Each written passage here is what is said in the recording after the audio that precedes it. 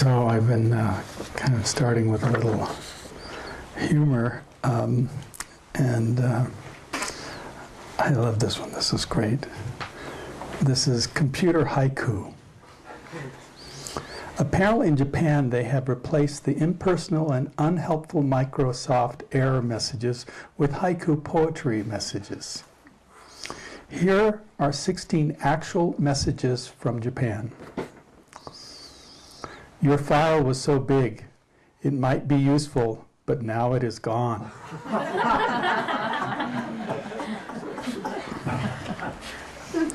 The website you seek cannot be located, but countless more exist. I mean, if that came up as an error, I don't know. This is a good one. Chaos reigns within. Reflect, repent, and reboot. Order shall return.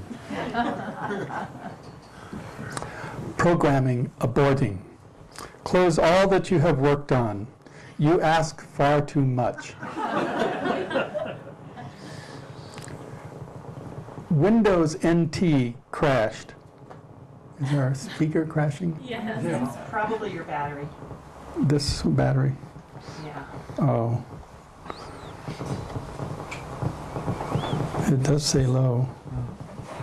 If it's on, then that's it. Okay, I'll try to speak up. And we'll carry on with other kinds of error messages here. Low battery. You think that'll work? Okay. Windows NT crashed.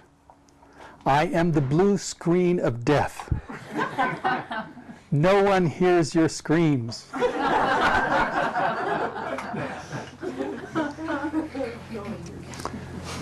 Yesterday it worked.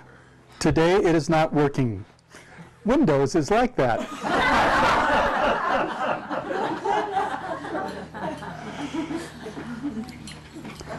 First snow, then silence. This $1,000 screen dies so beautifully.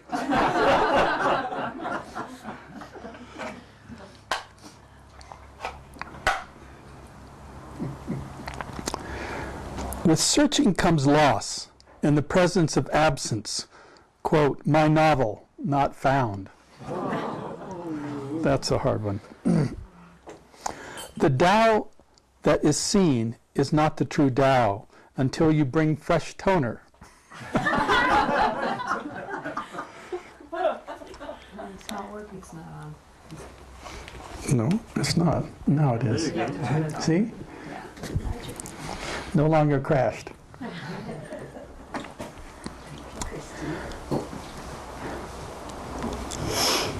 Stay the patient course. Of little worth is your ire. The network is down. A crash reduces your expensive computer to a simple stone. 3 things are certain: death, taxes, and lost data. Guess which has occurred?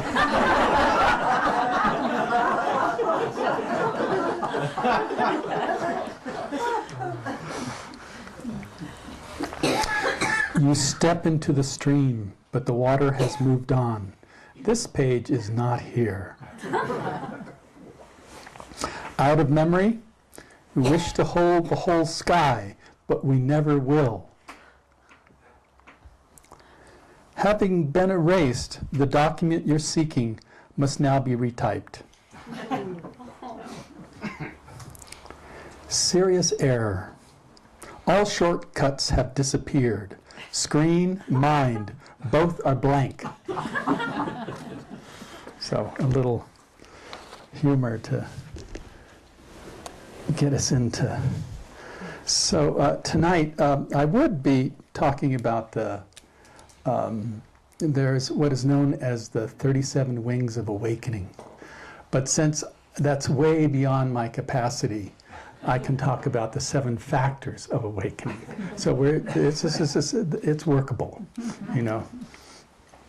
So I wanted to start with just one of my poems because I thought, why not? You know, I've got a captivated audience, what the hell? You know. Sitting up straight, correcting ourselves over and over, dedicating ourselves to the good, beyond ambition, beyond attainment, yet some deep down longing, correcting posture over and over. Knowingly developing this fearless openness, reestablishing, maintaining this flexibility and resilience, knowing no place better to cultivate this sanity, determined to stay in the center of our pillow. The postures can be lost so easily. Darkness creep under our wandering thoughts, coveting the small little sparkles, dragging me 100 miles from here. How to avoid these seductive cries? Stories seem more real than this place I sit. How to overcome the sharp edge of a dead past, or conjure up a perfect future. Sometimes simplicity and strength come into this sheer foundation of our own loveliness, living so close to the gut feeling of peace and ease, the fire of your own voice singing praise to all awakening. Curled up in front of the fire at home at last, knowingly bowing to the darkness, old friend coming in the back door, ushering itself out the front door, straightening up again, mind at rest in soft heart.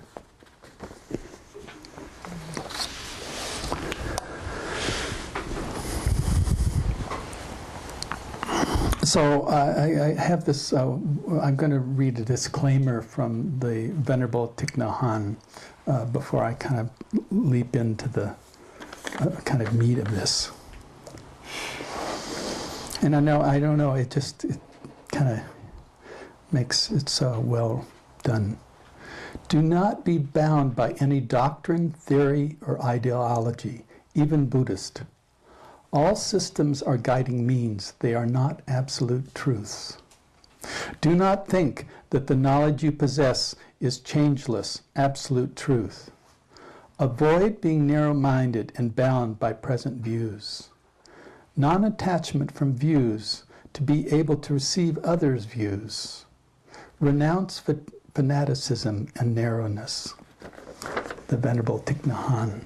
So I think, you know, I guess it's kind of my disclaimer for anything I say, you know, that somehow, you know,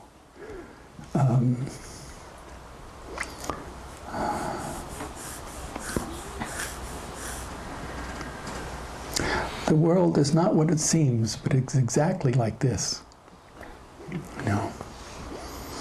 And the beauty of these factors of awakening are, first of all, fundamentally based on, usually they're taught in a linear fashion, but that just didn't work for me. So I like little kids' teeter-totters, you know? And the teeter-totter is actually a much more, I think, beneficial kind of explanation of the 7 factors of awakening. So primary, if there is a teeter-totter and one of them is really based, one side is based on arousing factors and the other on stabilizing factors. And this thing is always, you know, we're trying to get in a balance. But in reality, if you did get it in balance, whoa, the world would end or stop, you know. So the thing is always in motion.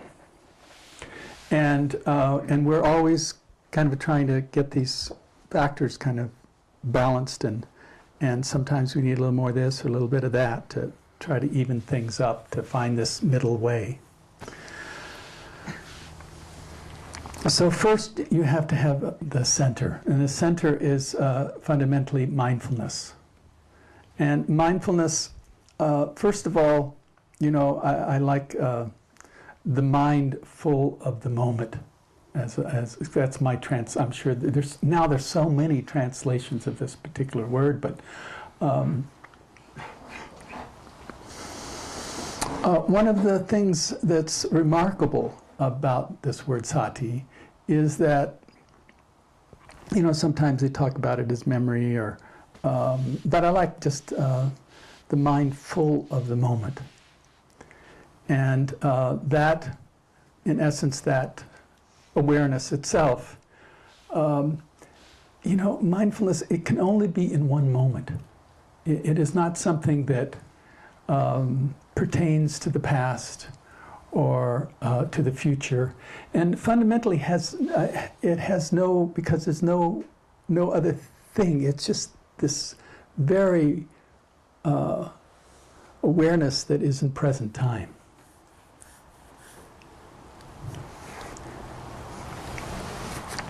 So in some ways it has no intelligence.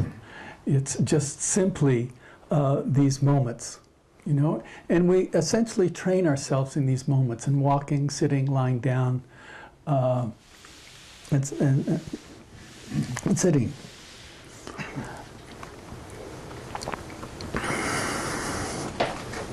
But the secret here to mindfulness is the continuity of it.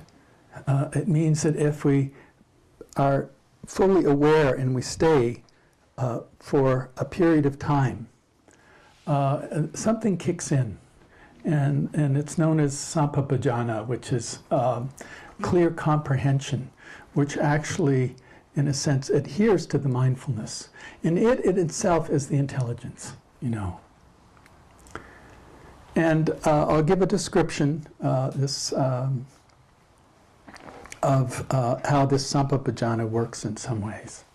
And it's kind of, for me, I have to see things in kind of, so I kind of see it in a mandala that has kind of 4 stages. And the first one is clear comprehension of purpose. You know, so if we actually stay with the mindfulness moment after moment after moment, then there is actually a connecting that happens. And that connecting is part of the clear comprehension that understands the nature of these practices. And you could say that clear comprehension of purpose is actually understanding that these practices lead to freedom, you know. And so that is fundamentally the power and the purpose, which then actually supports you in again, reestablishing that moment-to-moment mindfulness, that moment-to-moment sati.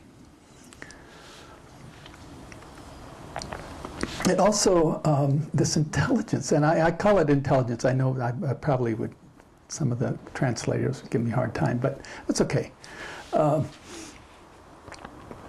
There's also the fact that in this mandala of clear comprehension, there is suitability is what the translation of the word, but it's adaptability.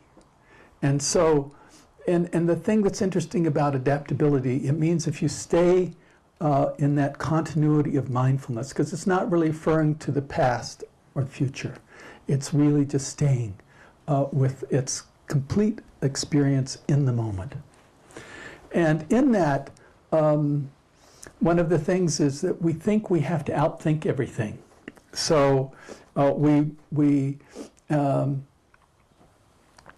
we don't trust that that mindfulness actually has this incredible ability to adapt to whatever the situation is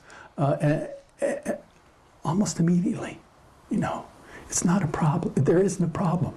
You know, and in that kind of awareness that there isn't a problem, and this ability that suddenly, you know, you're still staying with it, and you will adapt, you know, to whatever it is that appears. And what is that about is actually a very simple thing. It's called we can trust in the process, you know, and that it's enough to stay on track with it, you know. To me, it's a great relief, you know, because boy, I can outthink anything, you know, and so can you, you know. And this is saying, oh no, I can just stay with this, and there is kind of this intuitive intelligence that will adapt to whatever arises without getting blown away. You know, there's a steadiness there that goes, oh, okay, you know, I'm just going to stay with this. It's yeah, a little bit of a, you know, wave, or maybe a tsunami, but you know, you'll float, you know. But you trust that if you stay, you will, you know. So that's the second one. And the third one, it translates as sampapajana of actually meditation, but to me it's this fact that there is, sati is sometimes translated as memory, and that in this particular piece that you can actually trust this process, that the mind will remember to be mindful in the next moment. Okay, so a lot of this clear comprehension is to me is somewhat based on trust, but that it also has the ability to stick with it, to stay with it. You know, it actually recognizes, because it knows that ultimately this is about its freedom, and that it doesn't have to manipulate or control, because it has the ability to adapt, you know, and that it can relax sometimes the tension to try to hold on to awareness in some way, you know. And so that's the kind of the third one. The fourth one, it's a little more complicated, because it translates as the sampapajana of the all. Of the all, you know? And so just to take how this is that, you know, in this kind of deeper understanding, we kind of trust the moment to moment. And then there is, in a sense, a kind of clear seeing. And that clear seeing has to do a lot with two kind of aspects. And one of them that everything that appears is empty of any inherent existence. So, you know, when you see something, it looks solid. You think something, you think it's real. You hear something, and you're translating. You know, these are the things you do with experiences. And it's just like we're here, we look at, you know, there's a solid floor here. And from general appearance, from the relative side of things, it's a floor, you know. But in these two aspects, one aspect is actually seeing through it, you know. And this is also a part of it, that you actually no longer kind of buy the immediate, obvious ability to know and name something. That it's much more mysterious than that, you know.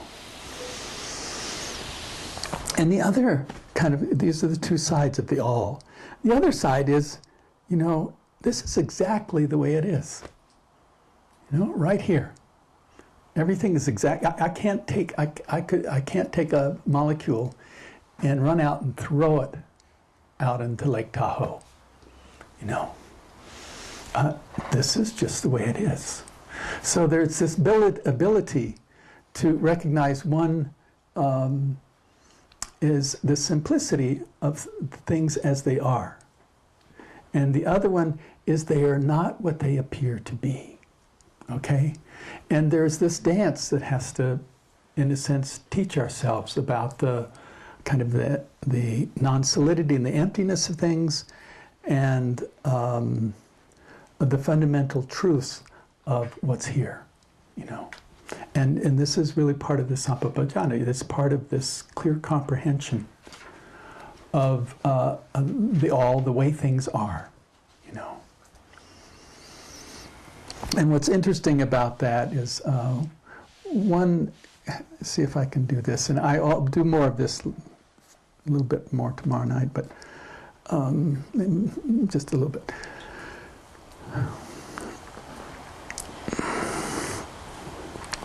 In the English language, the word emptiness is, we think of empty of something, but this is not, out of Buddhist terminology, it doesn't actually mean that, you know. It means that this doesn't have an inherent existence, and that it actually releases everything to be ultimate potential, you know. So it actually says that I let go of it, but it also, by letting it go, anything can arise out of this emptiness, you know. So it's actually this ultimate potential, you know, not a negation, you know. So you'll have to play with that, and I'm not going to try to convince you of any of this. You know, I'm just going to lay it out. And the other side is about the relative world. You know, it is just the way it is. And one of the fundamental things we know about it is that this kind of lila, this kind of existence that we live in, has the basic fact that because you're born, and if you're lucky, you'll get old, sick, and die. Isn't that wonderful to know? You know? I mean, I know you don't believe it, but no, not really, you know? And to begin to realize that things are the way they are, and they're also based on the fundamental truth of that existence. And that existence, because all things ultimately are separated from each other, and that there is fundamentally, there is suffering in that. And so all of our attachments, all of our things, you know, all of our things, they're just going to end up on, you know, somebody, but, you know, maybe it'll be, you know, in the street with all piled up, you know, for someone to come along and haul off, you know. Isn't that amazing? That's all of everything we do, you know. So there's this, in the relative world, we actually have to see it clearly, see it for what it is, which is this temporal phenomena that's just like this. You know, it's just like this. And pleasure comes for a while, and suffering comes for a while, you know. So we're going to play one power, the power of seeing through, which is about the empty of any inherent existence, actually has the power to let go of everything, okay? And that's its fundamental purpose. You follow that? Because it's a big deal, you know. Otherwise, we're over in the relative, we're so attached to things that we suffer so much, you know. So we actually, this is the all. We have this dance that has to go on between the kind of the emptiness, which allows us to let go of sometimes our attachments of who we think we are, how it all works. That can be let go of. And then on the other side, this relative side, is there's a deep understanding of the conditionality of things. And with that deep understanding and the sensitivity to the truth, it's like last night I said, oh, you have to, you know, if you want to know something really important in your life, is ask death over your left shoulder, you know? And here is that phenomena that says, if I really understand this, one lets go. And the other actually is simply about compassion. You know, compassion for the relativeness of who you are and the fact that you're not going to be around. You know, where everybody in this room, not 100 years from now, and we're all going to be gone. You know, who knows where?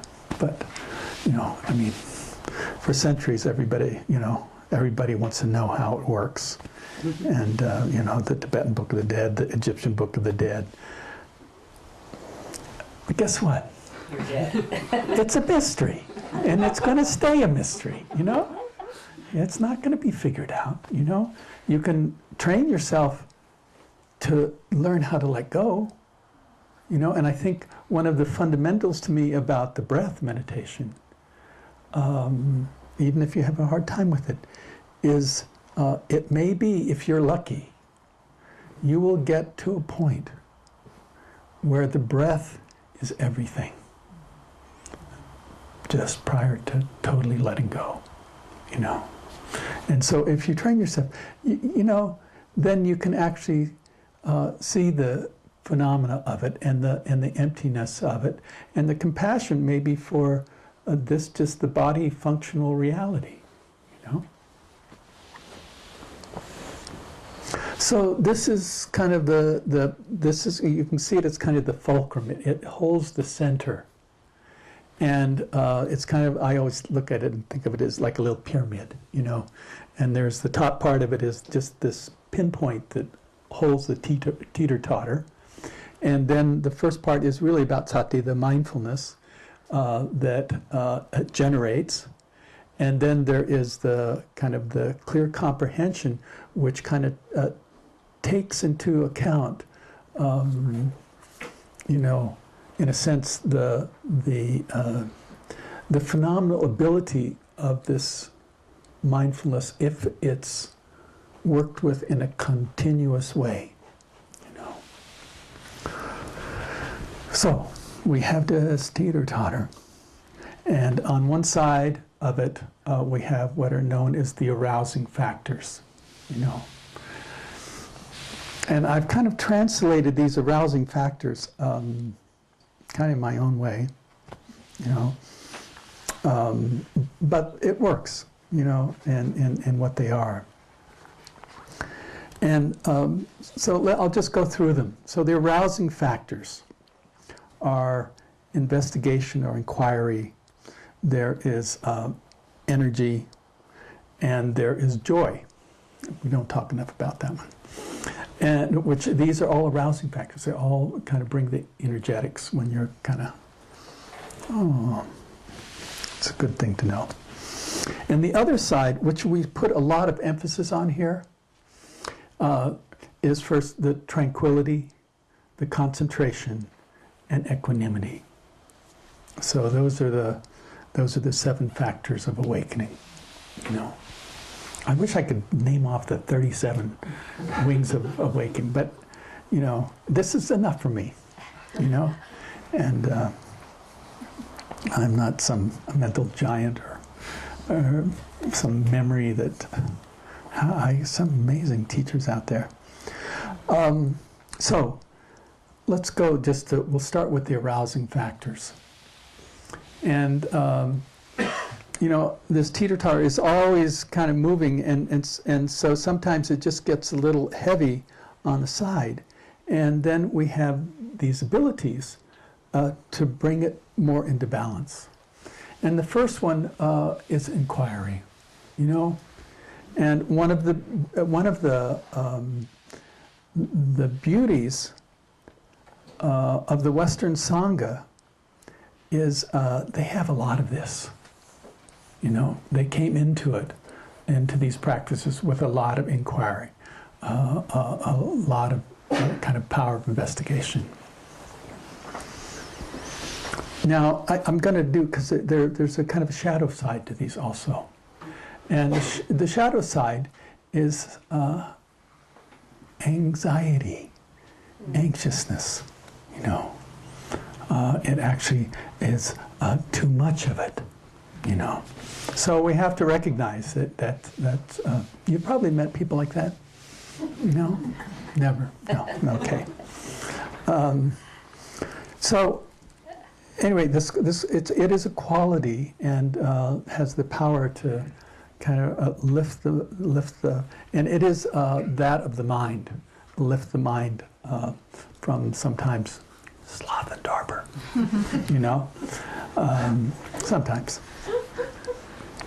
Then the second one is simply it's energy, and energy is you know, there's such, you know, the world is so connected these days, so there is you know, there's all these kind of balancing and energizing practices of hatha yoga, of qigong, of tai chi, and these in their essence can kind of bring one, again, energetically, bring the mind, body, and heart up into when needed, into a balancing factor, you know. So it's one of the things that we can do. We can also, you know, I think sometimes fast walking when there's, you know, a lot of sluggishness or whatever. But again, energetics. Sometimes if too much energetic is there, and this is more, you know, maybe more physical things that are done, not so much the internal arts, martial arts, or qigong or tai chi, or is if the energy is too high, it's hard sitting because you're really restless, you know. So it's again, it has to be qualified in some way. And this is of the body. It's really the body. It affects, all these affect the mind, but it is of the body. So the investigation is really about the mind. The quality of energy is that of, in a sense, bring the energetics into the body. And then third one, which is interesting, in the sense that I think in these practices we don't emphasize it enough. And it is, the word it sometimes translates as rapture, but joy, you know? And how much, if, you know, I was thinking about down there watching the sunset and how, and the light, and how, I don't know, it was effervescent. It kind of, there's kind of a happiness, you know, in just that. It's why we go and watch it, you know. There's an actual energetic, there's a piece of joy in there if you'll allow it to kind of be part of you, if you're not off thinking about, you know, Hawaii or something.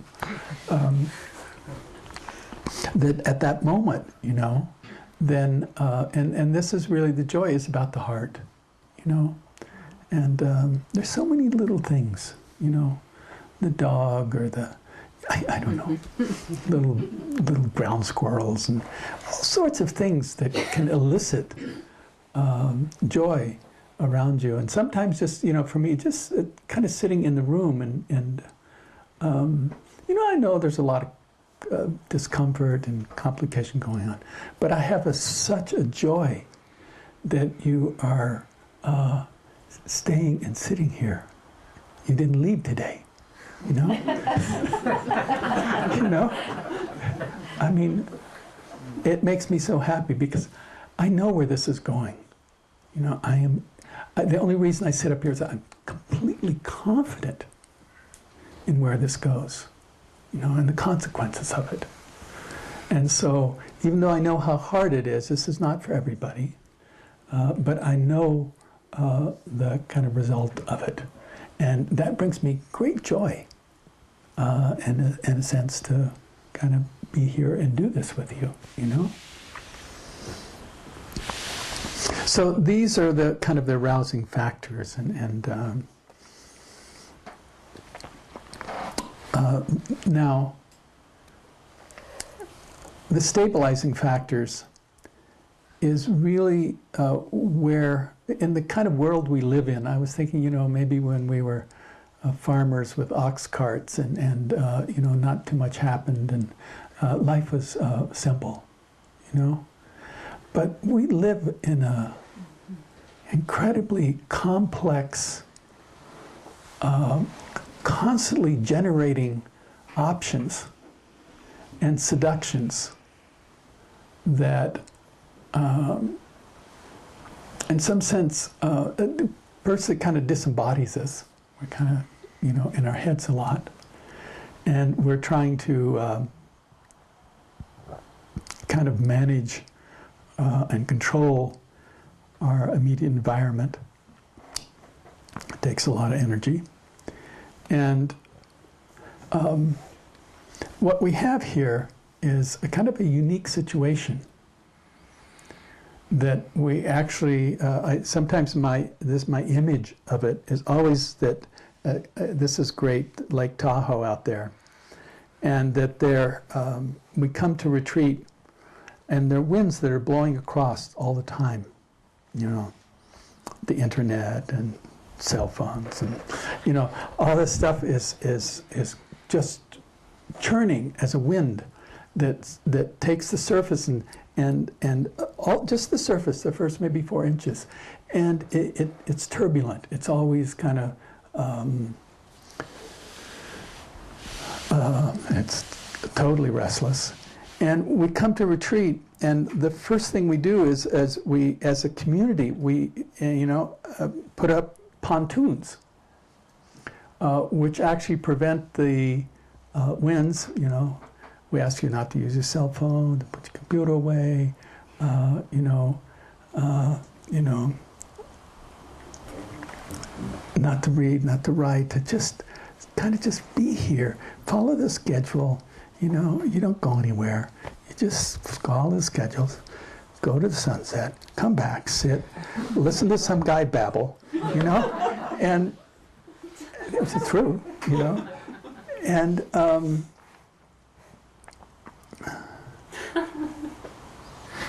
we kind of deal with these factors. So we come here, and these are particular factors. And the first one is, you know, the pontoons are actually the discipline that's necessary as a community, the precepts, and I also believe that somehow, and you know, maybe too much magic or something, that when we do those refuges, that we're actually kind of calling on ancestral power to hold the community through this full moon, you know, and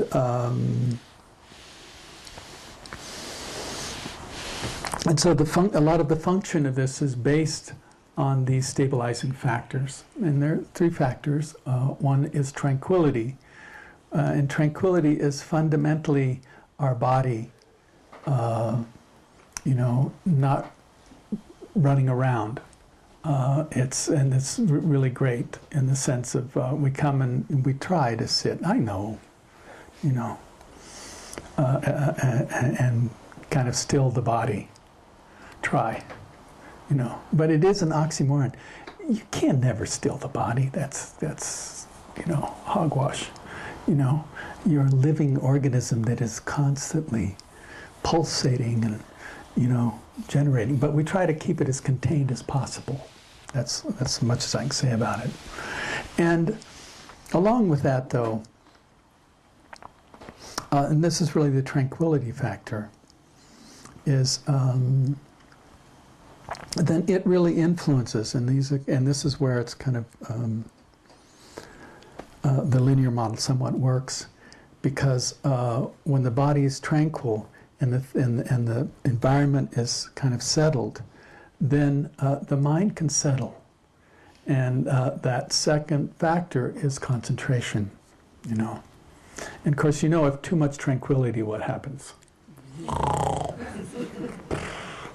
So, yeah, then we go over to the arousing factors. But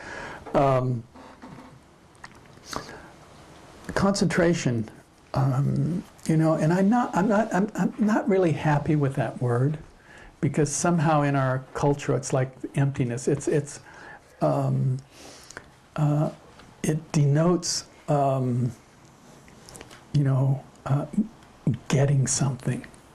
And I see it more in a sense that we come and we kind of, and this is really about the mind, that we kind of rest the mind in the breathing, in the body, and we recognize that we kind of try not to jump on the train of association with thoughts, and we kind of soften all the sense doors and just kind of let things come and go. And we collect ourselves. And that collecting is fundamental, because that surface of the water, then we have kind of stilled the body. We come down a couple notches. And then the mind actually collects itself, you know. And the purpose of collecting the mind has to do with clarity. It actually refines the mind. And again, you know, it can become a thing. And I'm not saying to use it as a thing. Use it in its simplest form of just collecting. And that collecting then has the ability to actually kind of see into why this is called an intuitive insight practice, you know. And you need that somewhat collecting for it. And some teachers that I know say, no, you don't, you know. But I sit here to say, oh, I think it's an important part of it. It doesn't have to be a thing, though, you know. You don't have to go into the ninth jhana, you know. You need to be able to collect yourself in a sense, and I see this as a process. It's just like Lake Tahoe, good example. We put the pontoons, we kind of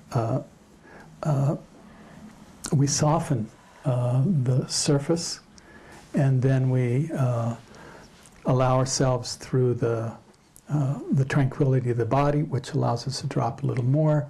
Then we kind of collect the mind, which allows us to go deeper.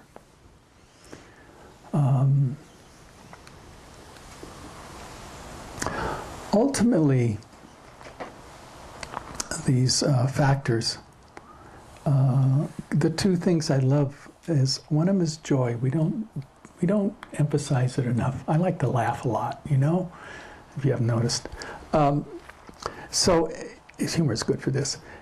Joy is one of the factors that helps keep you awake. You know, it's actually, in a sense, if I can use the word, kind of a stimulant. It's like, wow, okay, I got it, you know. And on the other side of it, and these are things, joy is of the heart, and equanimity, upekkha is of the heart, you know. And I think I hope I brought it anyway. Yeah. This is from Jnanaparnika Thera, and it's kind of, I can't do it so good, so I'll read it. Equanimity rooted in insight is the guiding and restraining power for the other three sublime states of loving kindness, sympathetic joy, and compassion. It points out to them the direction that they have to take and sees to it that this direction is followed. Equanimity guards love and compassion from being dissipated in the vain quest from going astray in the labyrinth of uncontrolled emotions. Equanimity being a vigilant self-control for the, I love this line, equanimity being vigilant, a vigilant self-control for the sake of the final goal It does not allow sympathetic joy to rest content with humble results, forgetting the real aims we have to strive for. Equanimity, which means even-mindedness, gives to love an even, unchanging firmness and loyalty. It endows it with the great virtue of patience. Equanimity furnishes compassion with an even, unwavering courage and fearlessness, enabling it to face the abyss of misery and despair which confront boundless compassion again and again. The active side of compassion, equanimity, is the calm and firm hand that, led by wisdom, indispensable for those who want to practice the difficult art of helping others. And here again, equanimity means patience, the patient devotion to the work of compassion. Is that cool? Mm-hmm. Yeah, I like that. So these, there's the kind of the fulcrum and that point. And then there is this dance going on, you know. And so you can use these, you know. If you find yourself kind of, you know, there are the arousing, there's like inquiry into, oh, you know, how is this the way it is, you know? You know, that you have to be careful, but kind of more open inquiry can be helpful. You can also then, you kind of need this balance of that you're kind of, you know, and that's really deals with the mind, with the body, and you know, yoga can help balance the kind of the mind-body, and bring up the energy so that you can stay present here, and qigong and tai chi.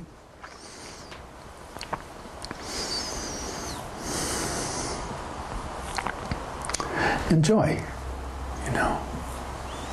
And joy, I think sometimes we don't, it's not emphasized or talked about so much, you know. But, you know, because joy's at the heart.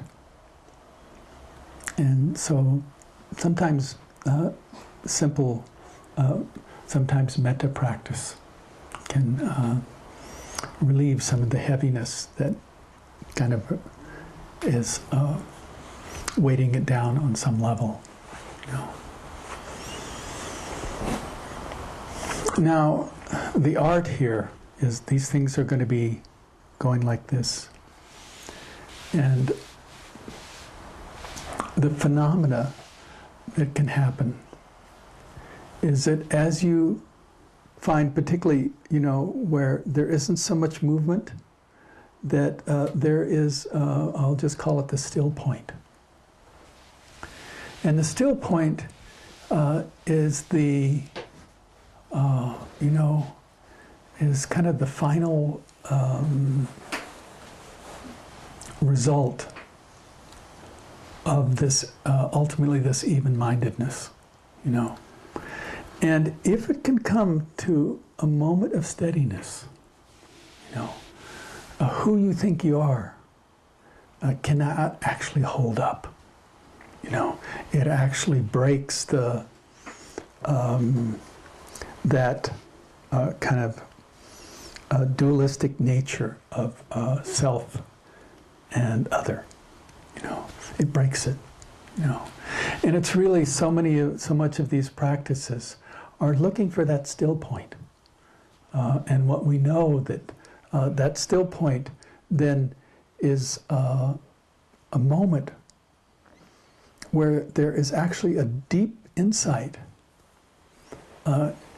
into how things are, you know, and how this all works on some level.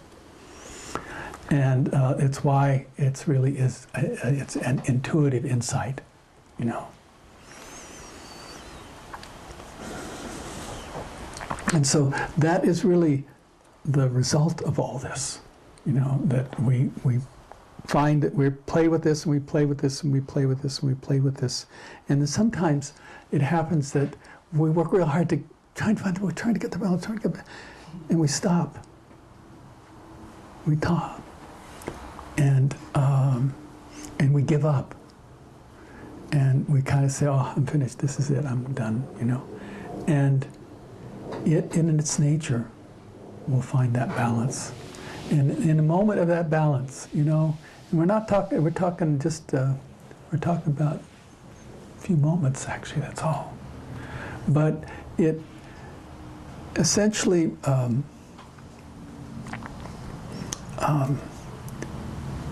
it really does break the mind-body,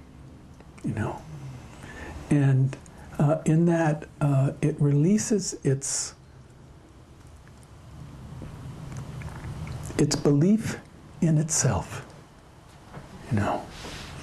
And it also kind of has then total faith in the process itself. That's kind of the second piece. And the third one is that in that moment, it doesn't have to be much of a moment either, but it changes everything. And in that, then we are essentially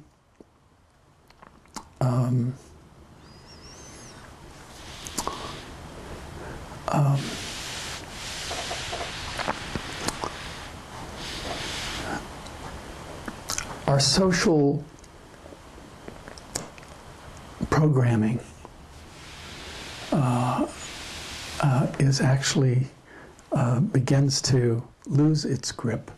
You no longer are from where you were, and you're not going where you imagined you would go. It's radical.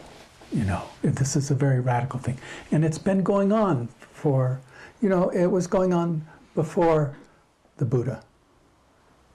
It was something that was just part of nature. When these kind of factors now go to the 37 wings of awakening, that this awakening is when the factors are balanced in a way. And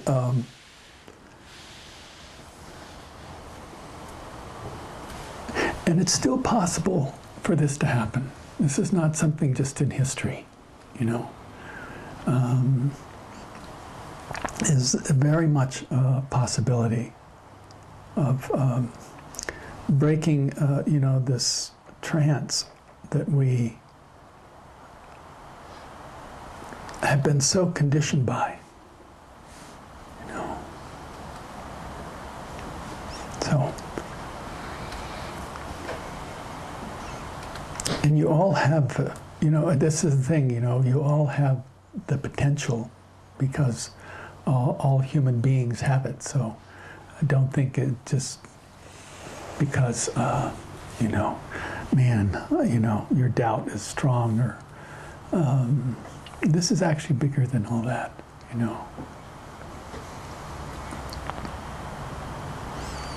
So maybe I'll just read my poem again here. These bugs are cute.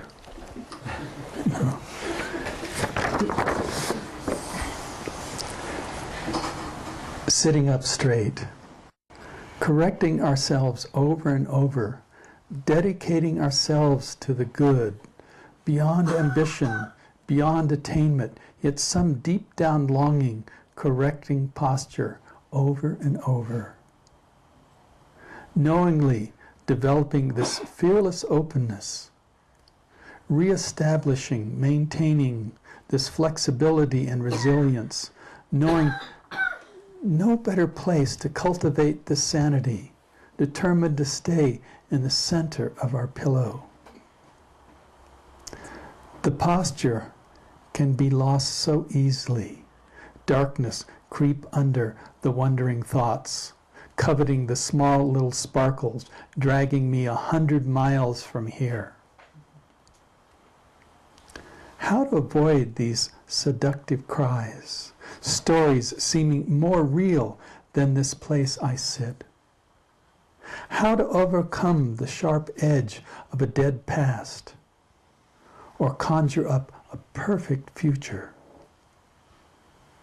Sometimes simplicity and strength, coming into the sheer foundation of our own loveliness, living so close to this gut feeling of peace and ease. The fire of your own voice, singing praise to all awakening. Curled up in front of the fire at home at last, knowingly bowing to the darkness, old friend coming in the back door and ushering itself out the front door. Straightening up again, mind at rest in soft heart. So let's just sit.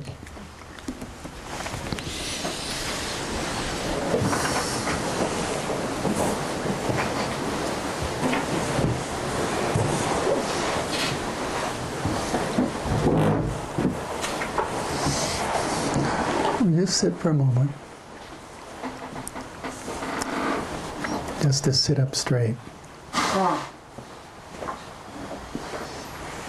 And you can kind of let go of anything I said and find yourself sitting in the center of yourself.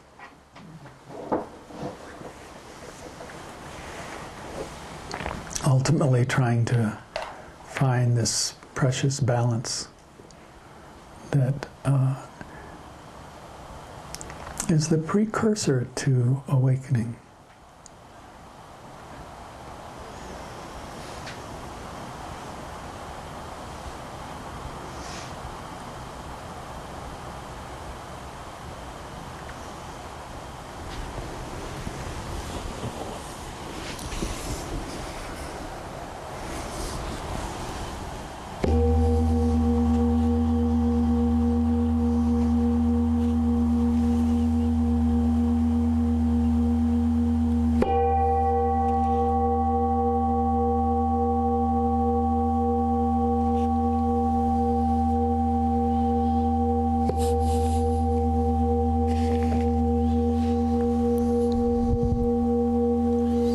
So thank you for your attention. We're going to take a short break here. You've been sitting there for a while.